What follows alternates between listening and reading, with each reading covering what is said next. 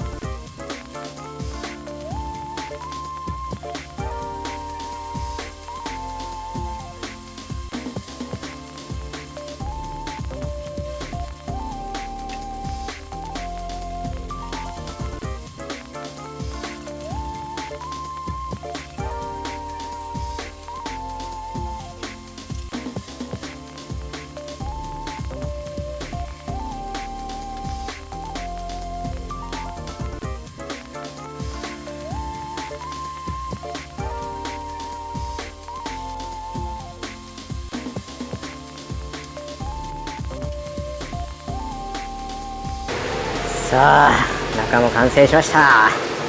もう塗るところは外装だけだよ。いいじゃない。ここはやっぱり同色よりも黒とボディ色で分けた方がなんとなくいい感じがする。やっと側塗れるな。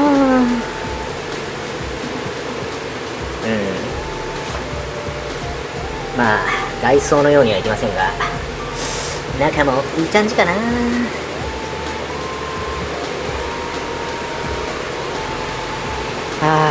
やっと塗れるぜ。側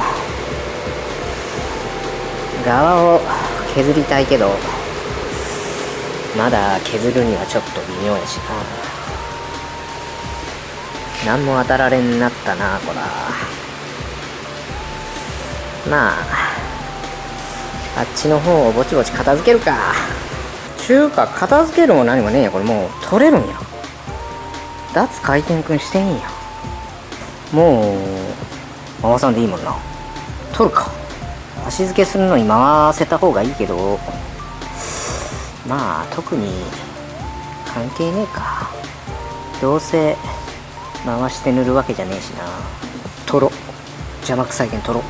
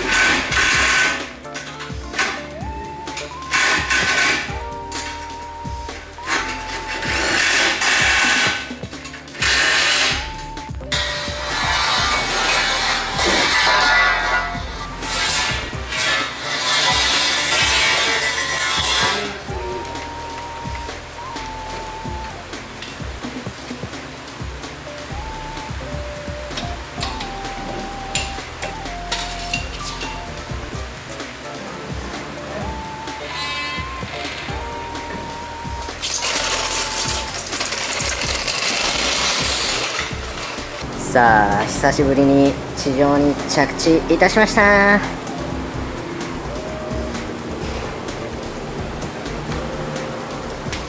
やっと濡れるよ。